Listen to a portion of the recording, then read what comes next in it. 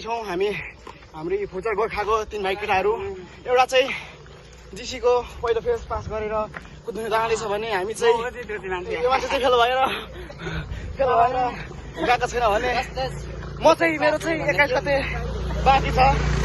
अब हेरौँ के हुन्छ 21 गते भनेर यो मुला खरायो भन्ने यो डल्लै डल्लै भयो पनि पास भएर आइसकेको ल आज चाहिँ हामी शिव झटाउँछौँ। बाटोमा के हुन्छ तपाईँहरू देखाउँदै गर्छौँ बाइक केटाबाट चाहिँ निश्चल हेर्नु न त्यो रातो रातो पिलो भइसकेको छ गाई चाहिँ होइन यो त फेसवास लगाएर राम्रो हेर्नु यो उता रनरै हो रनर मान्छे भयो म हामीलाई 2 किलोमिटर छोडी गएर 2 किलोमिटर हो अनि बात त सही है किलोमिटर छोडेर पर्खेको केटाहरू सकिँदा हेर्नु अनि अहिलेलाई पुगिन।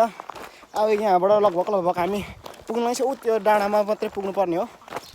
हामी त्यहाँ लगभग पुग्नु अब धेरै त भन्दिनँ 15-20 मिनट लाग्छ हामीलाई। अब यसरी हिँड्नेमा चाहिँ कुदै गएको भए चाहिँ हामी त्यस्तै 10 15 मिनटमा पुगिन्थ्यो। तर हिँडेर लाग्छ नै 20 मिनट जति त। यो चाहिँ हाम्रो खरायो भाइ साथी चाहिँ भने नि यही हो।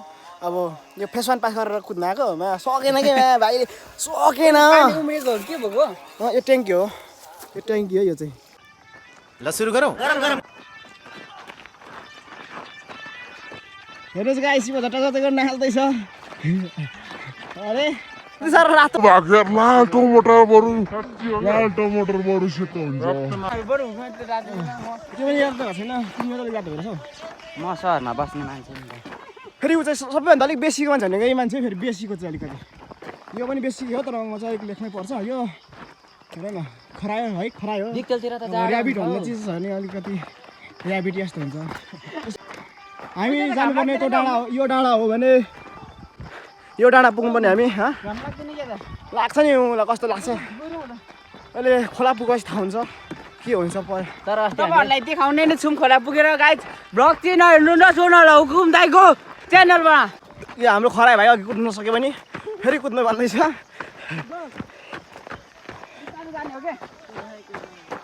निश्चल चाहिँ कुद्ने भनिसक्यो के नकुद्ने निश्चल तिमी कुद बिस्तारै अहिले हुटिङ हाल्दैछ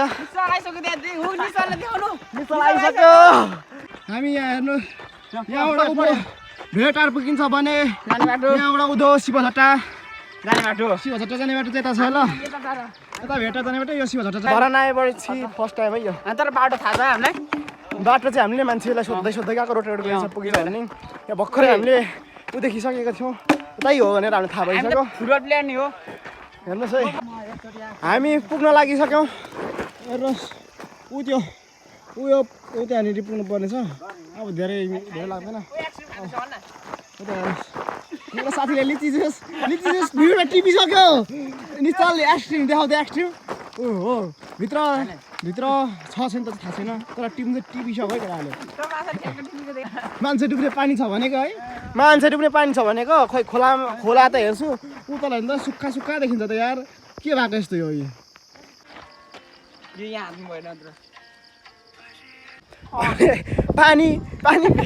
पानी भेट्यो हेर्नुहोस् गाई पानी चाहिँ कत्रो छ अरे कोही हेर्नुहोस् पानी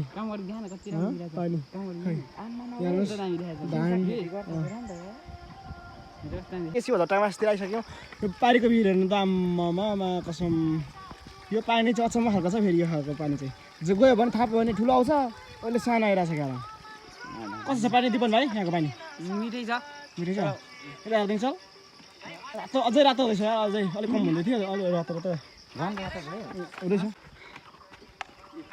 केटा ल आउट यताको भइसकेको छ। यो साथीले मकै पनि गोडिदिन्छ है बाटोमा हेर्नुहोस् मकै बिजोग छ मकै सुकिसकेको छ। अब हामीले छिटै यसलाई फलाएर खाने विचार गर्छौँ। मलाई निश्चललाई दुईटा हुकुमै अलिक ठुलो पेट छ बाटोमा भलिबल खेल्ने मकै गोडिदिने मेरो लागि मकै गोडिदिने हामी रमाइलो गर्दै चिल गर्दै जाँदैछौँ हामी मन्दिर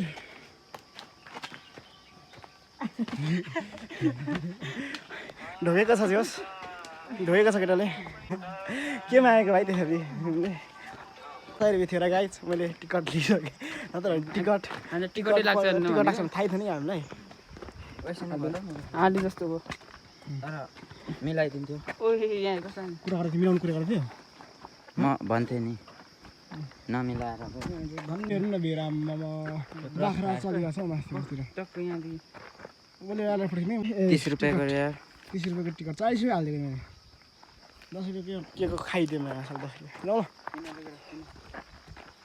ल टिकट पनि काट्नु पर्दो रहेछ हेर न यस्तो अघि गएको होइन अहिले भिजेर थ्रुक लाथ्रक हेर्नु कस्तो भइरहेको छ साथी कस्तो भइरहेको हो नि त बिरामीमा बिरामी हेर्नु त भिजेर यार थ्रुक लाथ्रक यार चल पनि भिजेर यार तर धरान प्याज चाहिँ काम लागेको